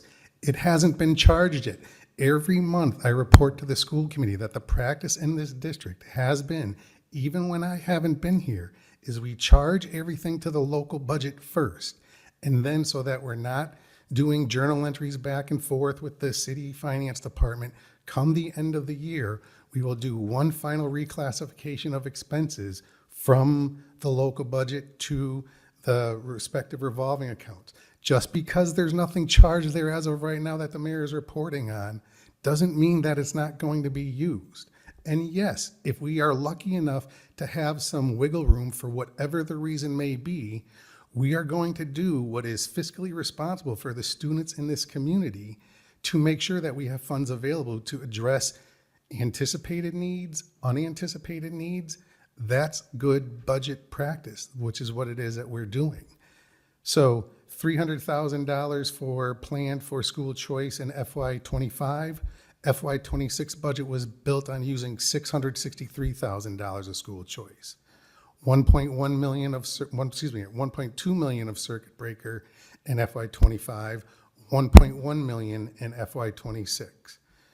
SPED tuition revolving account, that is one of our other contingency that I talked about that we would like to keep because it is such a volatile area that we need to make sure that we have it. If we don't have it, we're going back to the city for a supplemental appropriation, or we're making cuts to the local budget to offset what it is that would be these unanticipated needs. Transportation revolving account, planned on using, luckily enough, because of with the credit we had this year, we are able to keep some funds in the transportation revolving account. Next year, this FY26 budget was built on using $400,000 of transportation revolving account funding. Those are the major funding sources we have available to us. So to set the record straight, the inflated, factually inaccurate, locally appropriated special education tuition funding is gone. We're already in the hole. So we're going to have to obviously, it's only by, I say only $38,000, but that's where we were, that's where we are now. So when we build in contingencies, there's a reason for it, and everybody here just heard why it is that we did that, because that contingency was already needed and it's already gone, and it isn't even July 1. Thank you. We're still on our round robin, so 2-member Childs. Okay, first I want to give some context to our enrollment numbers, specifically the drop from 2022 to 2023. So when we give that year, it is the spring, not the fall. So if we look historically, 2021 was the year that had a remote start, fall of 2020 with a hybrid finish in the spring. 2022 was the year everyone was back in person, and any parents watching might be having some flashbacks from that because our children, or at least mine, went feral, and it was a tough year. We had traumatized kids who needed a lot of emotional support from their teachers. There was the learning loss of kids who needed to be in the classroom to learn because not every kid can sit at a computer and learn remotely. Different learning styles, different personalities. So that 2022 to 2023 drop, which is the biggest enrollment drop, did come after the really very tough school year. So that is what we're looking at historically for that. That said, our numbers have overall been trending downwards, which is something we'd like to reverse because we've got a great school system here. I would not say it if I didn't believe it, and if I didn't believe it, my own child would not be in it. So going to what I think we're doing here tonight, and feel free to correct me if I am wrong, we're looking at a strategic goal and priorities to give to the superintendent. Strategic goal being redistricting or not redistricting, English is hard, redistricting or trying something else, which would have been the closing the middle school. We need to give a directive to the superintendent because she needs to build a budget to staff schools, and she needs to know which schools she's staffing with which grades. For that note, it seems like we've got status quo of delay of redistricting or redistrict as planned or do something new and radical, close the middle school, or one of the ideas we've been sent. For that one, the K through 6 does not seem physically viable. Other options seem logistically improbable on the time scale that we have. So then we're back to status quo versus redistricting. I do believe redistricting is the better idea because it is what the community wants and it's better for the district's long-term health. However, I am in favor of whatever preserves the staff that are working with our kids day in, day out. If it has to be delayed, then it has to be delayed. So I would like us to take a serious look at status quo versus redistrict for what will keep our teachers with our kids. Because that goes to the other thing we're here, alongside strategic goal, it's like one sentence. Our priorities, because something that the school committee does is we work with the superintendent and we tell her what the community wishes to prioritize, which is how we got music programs back, because the community told the school committee, who directed the superintendent. So I believe tonight we are here to give guidance to the superintendent, and yeah, go team. Thank you. So we're about to start our third round. I would like this to be more of a lightning round if possible. We'll give you all the same amount of time if you wish to use it, but I do ask you to consider whether what you are going to say has already been said or whether it can be brought up when we're actually having our discussion of the redistricting and voting on that. So with that, Member Goodwin. I think we're all in agreement that our priority is the staff with the children. And I guess I had a question for Andy when he was talking, and I wanted to take my time to ask that. One of the things that I see a lot of money going for is 17 drivers, two bus monitors, and 2 dispatch. That's a lot of money, a lot of people. And I'm just wondering, when we asked how much money we were bringing in, it doesn't seem to be bringing in as much as the cost of all those people. I know at one point there was a $400,000 you had said that the vans were bringing in. So I guess to me, as a teacher and an administrator, the number one thing will always be teaching kids to read. I believe that's, so being in the business of transportation, I've never worked in a district that took that on as a private, like a business within a business. Is that something that could be something we look at as a potential cut, is what I'm asking? Or are there contracts that are not something we can not look at? Mr. Paquette? I would have to somewhat agree with you, because I will say this, just transportation and copy machines are the bane of my existence. So, so with all kidding aside though, the decision to buy the fleet of vans and buses and do our own special education transportation was done when we weren't here. And I'm always very hesitant to quote unquote, get in the transportation business, but it was surprising to me the revenue that was generated. I don't know if the promises were made that, and I believe Mr. Nemberkow was involved in it. We might be able to ask him as to whether or not the transportation was going to fully support.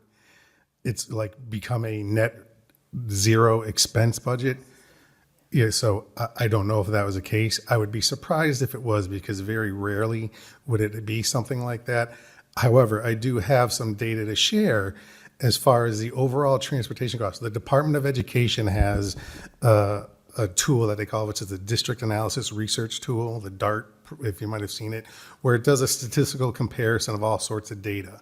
And you put in the community that you belong to, and it comes up with comparable communities that you're compared with regarding demographics, et cetera, a slew of things that go into this calculation. And of the the communities that they were compared to: Quabog, Ware, Palmer, Spencer East, Brookfield, Athol, Royalston, Holbrook, Oxford, Randolph, Greenfield, and Gardner. Greenfield is the second lowest as far as its transportation cost in the comparable communities. So Is it a dollar amount that we like to spend? Nobody likes to spend, what it costs when you're talking transportation, especially because in this area for both regular ed and special education transportation, when it comes to the market, there are very few players involved. So we've had districts, that's one of the reasons why for our regular ed transportation, we join with a conglomerate of districts in the area to try and maximize our spending power. And that still went up by about 14% when we did the last bid. So long answer is it an area to look at? I'm going to say with what we're talking about here, everything is on the table. But as far as the cost of the transportation and looking at, it's a statistical comparison, I understand. But we are amongst the comparable districts that were recognized by the Department of Elementary and Secondary Education. We're the second lowest per pupil amount when it comes to transportation in that demographic community. Okay.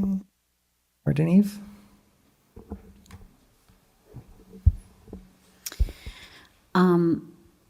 I am all for radical out of the box thinking, but I just don't feel comfortable because I don't know what the actual dollar amount is that we'd be saving by making any radical changes at this moment. So I have a few questions for you, Superintendent Patnode. Do you know the actual dollar cost to move to option 2B in the fall? What's the cost of doing this?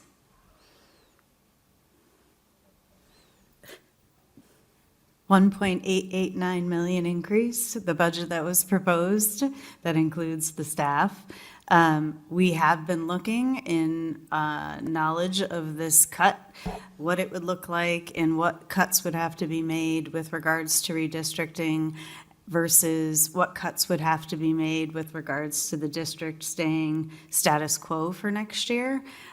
Regardless of the situation, obviously, to meet that number, there are substantial cuts across the board from administration to central office to facilities, transportation, teachers, and IAs. Great, thank you. Where will central office be if we close the middle school? Is there a suitable place for you all to move? No, and you also would need to move transportation and our IT department along with many other folks who actually are housed there along with food services. Okay, and one thing that I remember in past years, when you were the assistant superintendent, you used to always tell us about the grants that you worked on, and you were able to give us the amounts, and Assistant Superintendent Sullivan has been doing that throughout this time. So am I correct in understanding that you all bring in more in grants than your salaries are? So when people always talk about it being top-heavy in administration, and then we hear how much you're able to bring in through grants, am I correct in that understanding? And who would do that if you weren't here, I guess is the other part of my question. And then I have one more for the mayor. So I guess it's maybe not as black and white as we would like it to be, as most of this conversation isn't. So entitlement grants, IDEA, and ESSA Title I, those things, they far outreach our salaries. They're just those two combined are in the millions of dollars. 1.474 for entitlement grants, but then on top of that, competitive grants that we pursue, I could certainly for our next meeting or provide a number based on what we've gotten in the past year or two. And I don't want to compare it to anybody's salary, but those are offsets to the budget, certainly. I understand. I don't want to compare it to anyone's salary either, but it's just a way to get it in our minds what is brought in by the people who are working to do this, and who else would do this job if it wasn't you. I guess it's not something you have to answer, it's just the thought. But I do have a question for the mayor. Do you know the cost savings to close GMS, and do you know how many jobs will be lost if we do that? Do you have a number? No, I don't. me that. I think somebody said a question. Remember Stacy, our superintendent wrote back, and she said it would take a lot of thought, and there were some things that I would think of that would be changed right away. And this is not up to me. I'm just talking. Yeah, okay, I think you answered the So, question. You yeah. don't know. Okay. All right. I don't have any additional comments. Member Sexton? Just, Member Sullivan? Competitive grants in FY '24 was 1.5 million. Just under 1.6, actually, 1.59. So 1.6 plus 1.4. Correct. Okay. Member Sexton? I wanted to thank Member Childs for very clearly, I think, laying out where our decisions lie. Just based on what I'm hearing from my colleagues, it seems like we're, and I could be misreading folks' facial expressions, but it seems like we're not considering closing a middle school or closing any elementary schools or radically changing the number of buildings that we have in total. And I'm also getting the sense that folks are wanting to move forward with redistricting. Maybe not unanimously, but I'm getting this. But I really appreciate you sort of bringing us back to that's the decision that's on the table. I think that is something that we can decide sort of separately, but I am still struggling with not having a real budget number and having a lack of clarity and agreement about what is our actual financial position as a community and what we can afford really. Because it's a big difference between a 1.8 million cut and a $300,000 cut. One of those we can more readily find some space than the other. One of those is definitely going to lead to challenges in providing the necessary services for children more than the other would. And so I would love for us to get closer to agreement about what that number actually is. And if we don't think that that's possible tonight, we should say so. I also would just really love, as folks are referring to different documents, it seems like some people have more documents available to them than others, and we're not all working from a shared set of information.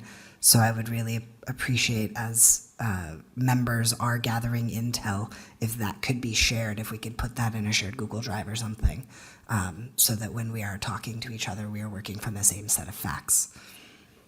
Thank you. Member Martini? Thanks. I do have thoughts about the redistricting, but I haven't been mentioning them because we are currently on an item which is review of the mayor's statement from last Wednesday. So I'm reserving it for that. I would like to ask the mayor again about stabilization and free cash. So Chair Johnson Musad asked about this as well, and I would like to know what amount of money is currently in those funds. And I would like to just go over what I can see from the budget books, which is that last year the city planned to use $200,000 from OPEB stabilization and $421,000 from general stabilization. And the city planned to use $100,000 from OPEB stabilization for the past 3 years running, so that seems pretty consistent. Prior to FY25, the city did not plan to use any general stabilization funds for the previous 5, so it seems like the last time general stabilization was drawn upon before FY25 was FY19. So it seems like that hasn't been mostly touched for a while other than last year.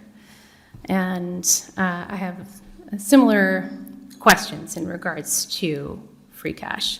At the beginning of the fiscal year, there was $3.3 million in there. The mayor planned to use $200,000 of that in FY25, and the amount the city planned to use from free cash has varied quite a bit from year to year. So in that, it's the average over the last, say, 6 years, which is $104,000, might not be that meaningful. But I do notice that the city has planned to use at least some free cash almost every fiscal year, and the last time that we did not was FY21. So I am curious about this because the mayor called this 16.5% health insurance increase unprecedented because that increase was only 4% for the previous 10 years. And so I would like to know from the mayor how much is currently in stabilization and free cash, and then I would like to know why she's not planning to use any of those funds in FY26, because if the city were to use a similar amount of those funds as we did last year, then that would bring, so far as I can tell, the total available monies for the city operating budget up to a $3.6 million increase over last year. So I'm looking for clarification and help here to understand the numbers about the money available that were provided last Wednesday. And I'm really looking forward to that budget book. Can I answer? Okay. Go ahead and respond to Member Martini, and then you can also have a turn to share whatever else you want to share. Yeah, I know those numbers. I know where they are. So let me start with the OPEB stabilization. Yes, every year we've used like $100,000 from that fund. Used to be marijuana revenues went into that. There's $100,000 left in it now. So, we've put that in every year. I have no, not holding on to it. That could go right back in. As I said last week, what we have left in free cash is, after the settlement that everybody's going to vote on this week, we have $135,000 left in free cash. And again, I don't take any of the money home or, the steps collapsed by the side of City Hall, this crime tape around them, as I said last week. So I said that has to be fixed because it's in a public building. And we have money in stabilization. There's $2.3 million in stabilization, or 2.337, and that will not be being used for funding anybody's budget. That is a stabilization account that you don't use for one-time expenses, just like Andy was talking about having the circuit breaker money in there. There's things that you have to keep for certain things that you don't use that for one-time budgetary something, so that won't be being used for that. Additionally, as I think I said at the last meeting, but maybe there's different people here, I don't really know, we were told that we had a 1 in 3 chance of having our bond rating go down. This is by the bond council. There were other people there, not just me. I'm not making this up. And the things that they wanted us to put more money in stabilization. If we didn't use all of that $135,000, I would have put like another $30,000 in that. But I want to go back also to where we get any of those things that go in are the turnbacks.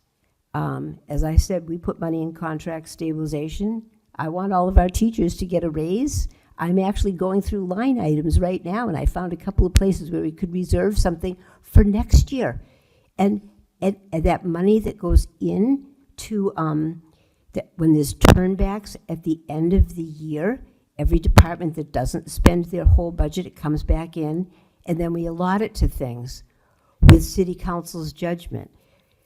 We have committees that come forward. Ian Childs is on it with how we will spend things. You go down the list, everybody looks at it, we prioritize it, and then I make the tough decisions. There's not enough. I'm saying no to people.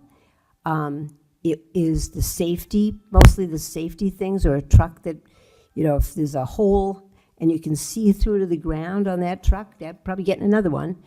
And so it's actually pretty easy to make the decisions because they're so obvious, like you have to do this. The fire alarm panel, as I said. That was 3 minutes to respond to Member Martini's question. Is there anything else you want to add? Okay.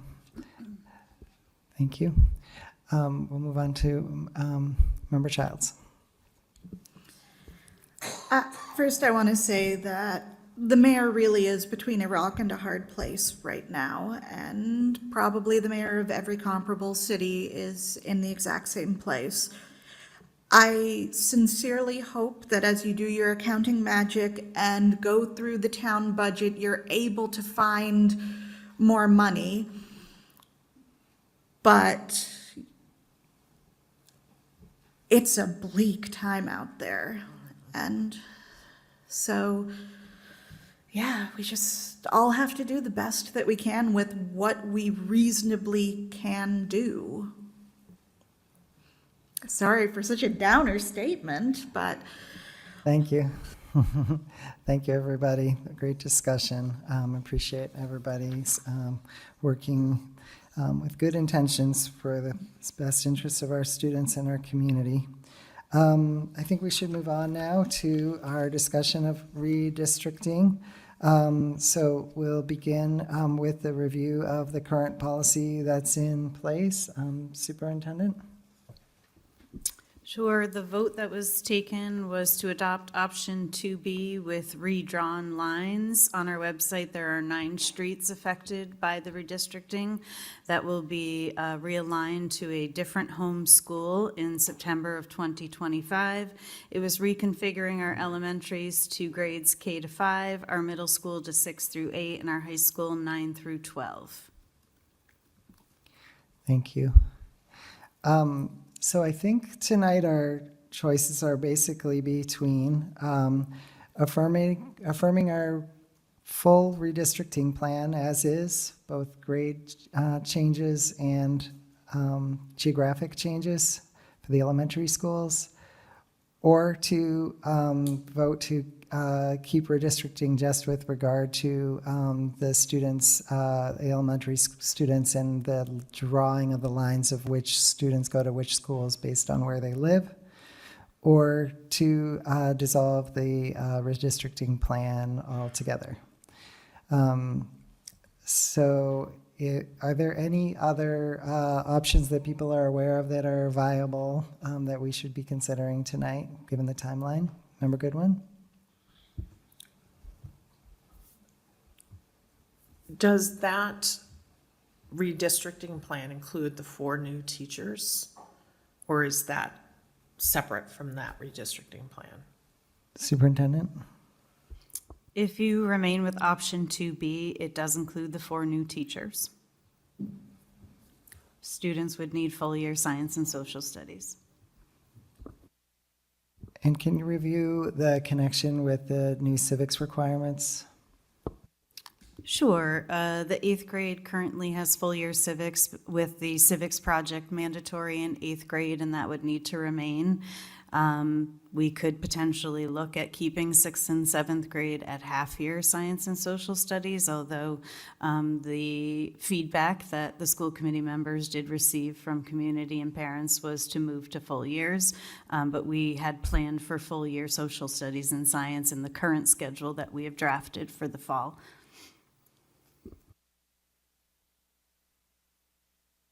So I think those are the 3. Mayor?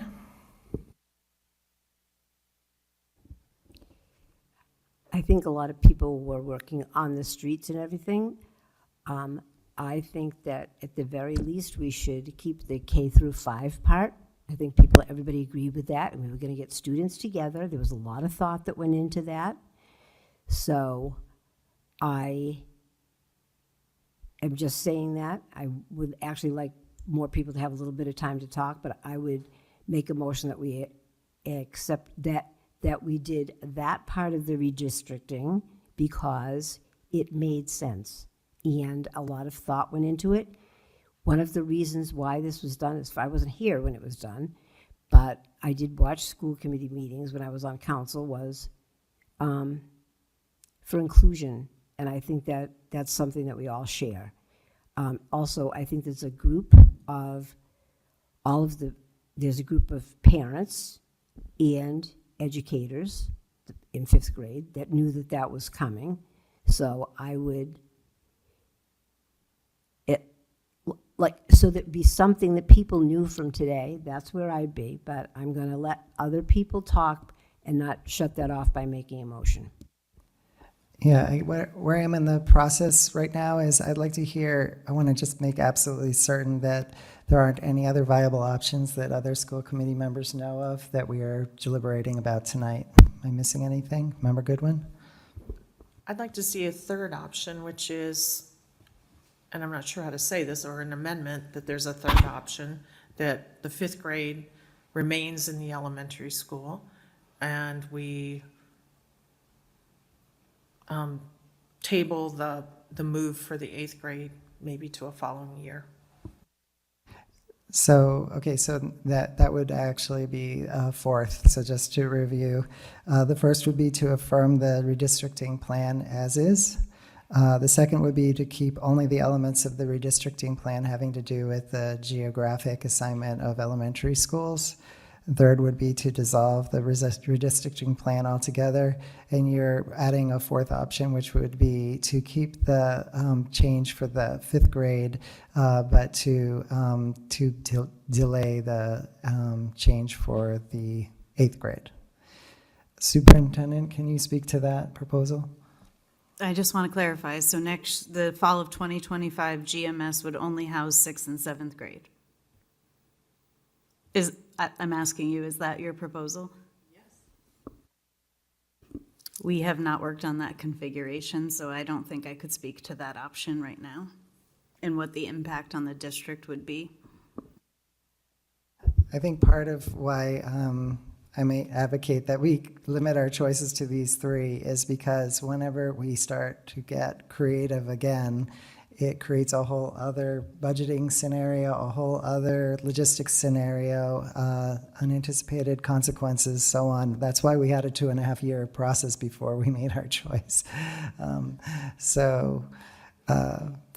I do want to leave it open enough that if there is some other option that we're realistically deciding for tonight for implementation this September, please speak up. Okay, I would like to make a motion to affirm the current redistricting plan. Is there a second? Second. Second from Secretary Deneve. Discussion. Member Childs. I would like to ask the superintendent, looking at the budget she's been playing with, what allows her to preserve more staff and more services with the dire worst-case scenario budget, status quo or moving forward redistricting? That is, which way do we keep more of our people with our kids? So with the proposed budget cuts, if we redistrict, currently it looks like a potential 6 admin / central office, 1 facilities, 2 transportation, 8 unit A and 2 unit C for a total of 19 1.0 FTEs. If we remain the same configuration, K to 4, 5 to 7, 8 through 12, potentially 23.6 FTEs, there is an increase in Unit A losses.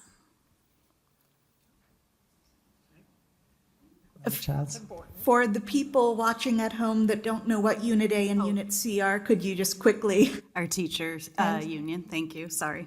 And FTEs. Full-time equivalent. Okay, and would you repeat the whole thing again, please? Thank you. And I just want to preface this. This is potential. This is not definitive. This was us trying to work our budget to this. This is not something I take lightly in discussing, nor do I want this to be set in stone, because obviously we will do our best to do what we can. But in order to meet this number, the redistricting as voted on, it looks like a potential 19 cuts. 6 would come from admin or central office, 1 facilities, 2 transportation, 8 unit A teachers, and 2 unit C. and district remains the same, there would be 5 administrators, 1 facilities, 2 transportation, 13.6 Unit A teachers, and 2 Unit C currently in the potential cuts that would be proposed. Thank you. Member Childs, did you want to finish? So just to clarify, if we're looking just at your Unit A and Unit C, redistricting has fewer cuts than status quo? Correct. Okay, thank you.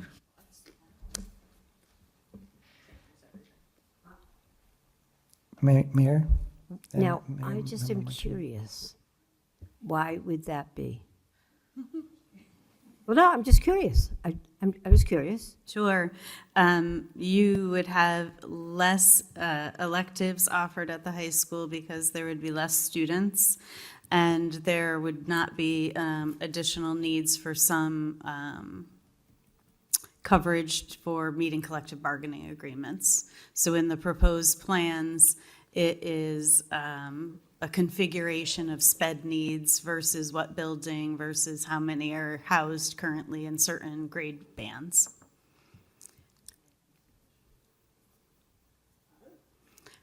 Mayor It is Stoll. not a simple A plus B equals C. No, no, I no, just, and I know people want a simple answer, but this is not something that is easily determined based on what is happening with all the different shifts. And I really do want to emphasize we are taking into account current unfilled positions first. We've been in communications with the union and discussions about what things would be cut where and why, and obviously are just trying to meet a number in this huge deficit that we're faced with. Any other discussion? Member Martini? I just want to reiterate some things from last week for anybody that wasn't present. Just for a basic understanding, the school department's requested budget increase was about 1.8 million. A level service increase would be about 1.2 million. That is to say, the amount of money that would be necessary in order to maintain our existing services. And the mayor's proposed budget is slightly less than level funding, meaning slightly less than the exact same amount of money that was allocated last year. If that. Thank you. Yep. Thanks. Any other discussion? Okay. All in favor, why don't we do this as a roll call vote? Secretary Deneve, the vote to affirm the current redistricting plan? Sure. Member Childs? Yes. Member Goodwin? Based on the information that less teachers would be cut, I say yes. Secretary Deneve, I'm yes. Chair Johnson Masad? Yes. Vice Chair Sexton? Yes. Member Martini?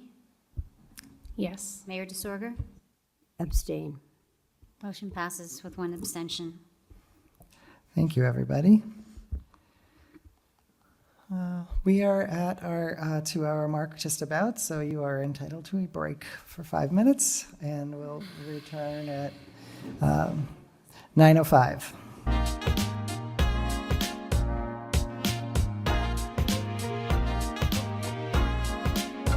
Welcome back to the Greenfield School Committee special meeting.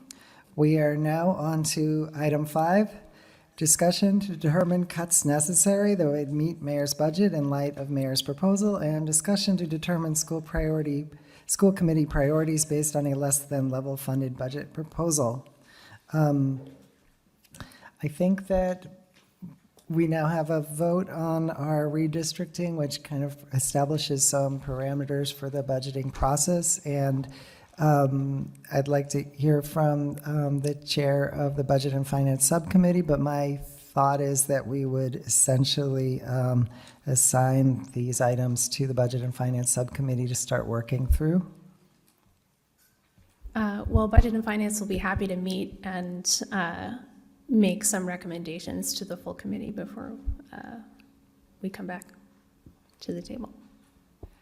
Great. So the process will be the mayor will formally make her budget proposal to the city council on April or by April 1st.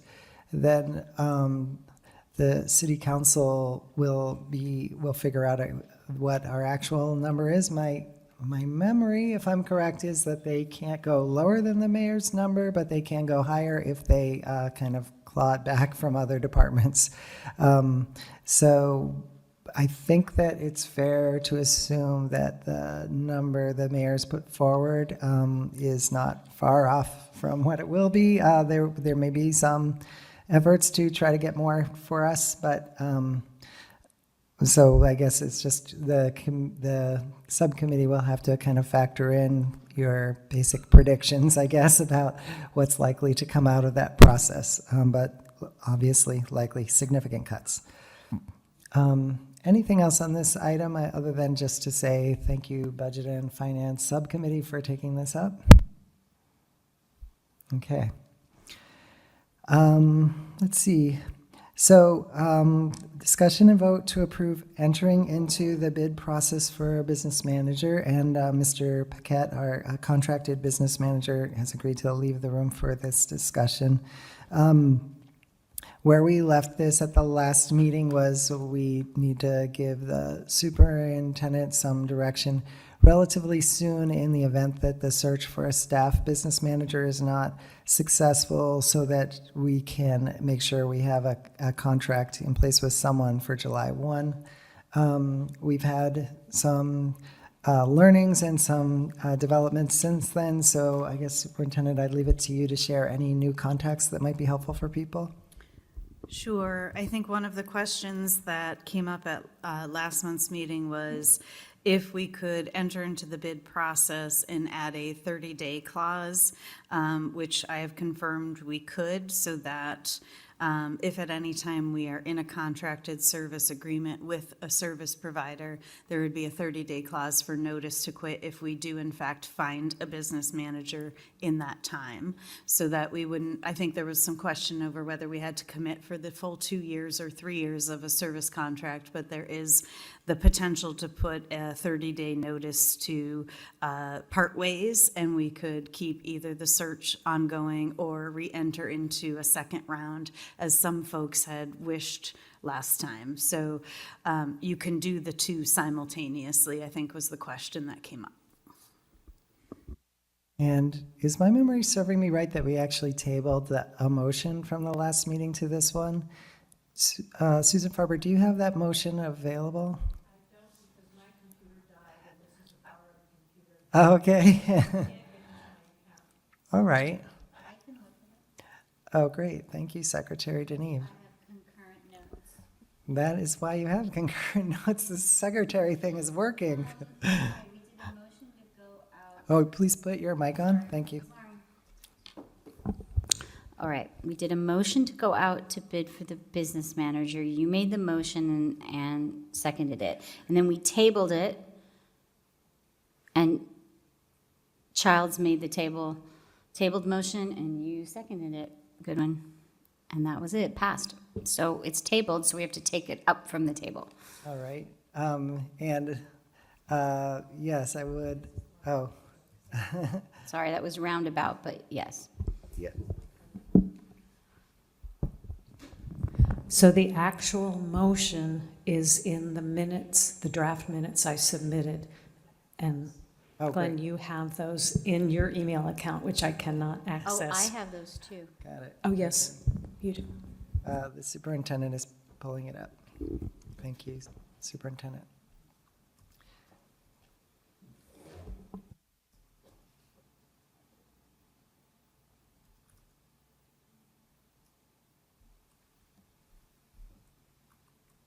I think it was under old business. I think you went by it. Old business? Yeah, I thought old business came first. There. No? There I moved that the school committee authorize the superintendent to initiate the procurement process for a consultant to support the business manager role in case the current business manager search is unsuccessful. This authorization allows the superintendent to take necessary steps to secure consulting services in accordance with applicable procurement laws and regulations. I made the motion and seconded. Member Goodwin? Oh, wait, have we done the motion to take it up yet? I can't remember. No. Okay, so a motion to take up the tabled motion from last meeting? And is there a second? Second. All those in favor? Aye. Aye. Aye. Okay, discussion, now that we're on that motion. Member Goodwin? I'd like to make a friendly amendment to that motion to add the part where we will also continue our search or do another round. Yep, okay. So to amend it, I guess after the last sentence, it would just be a sentence that says, the current search for a staff business manager will continue. Is that acceptable? And do you accept that? So the friendly amendment is accepted, and that's the motion that we are voting on. Any other discussion? Mayor, please unmute. Did you have a lot of applicants? How many applicants did you have? We had 5 applicants, 4 who were qualified, 4 interviews, 1 offer made and 1 offer denied. And we are currently still speaking with 1 applicant who is potentially still interested. And I actually have a meeting tomorrow, so should have more updates. If this does not pan out, we will repost and send to MASBO and Mass for posting again. Thank you. Any other discussion? I think it's very helpful to know that we could potentially contract in July or recontract and then still have the 30-day out clause in order to, if the committee decides at a later date, it's opportune time to try to seek more applicants. Seeing no other requests to speak, we'll call the vote. All those in favor?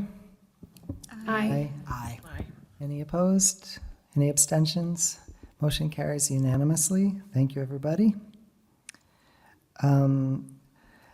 We will now move to our vote to enter into executive session pursuant to Mass General Law, Chapter 30A, subsection 21A, Section 3, to discuss strategy with respect to collective bargaining or litigation if an open meeting may have a detrimental effect on the bargaining or litigating position of the public body.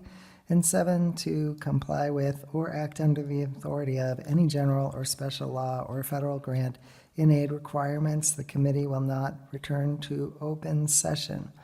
So moved. Motion from Member Childs. Second. Second from Member Goodwin. Roll call vote, Secretary Deneve. Member Childs? Yes. Member Childs? Yes. Member Goodwin? Yes. I'm a yes. Chair Johnson Masad? Yes. Vice Chair Sexton? Yes. Member Martini? Yes. Mayor DeSorger? Yes. Motion carries. We are adjourned. We just voted to enter the executive session. Now we need a motion to adjourn the regular meeting. Is there a motion? Do you want to do this one? Go Okay, ahead, you want Member to do that Goodwin. one? I move to adjourn. Motion from Member Goodwin, Second. second from Member Childs. Those are funny. Any discussion? All those in favor? Aye. Aye. The motion adjourns at 9:17 PM.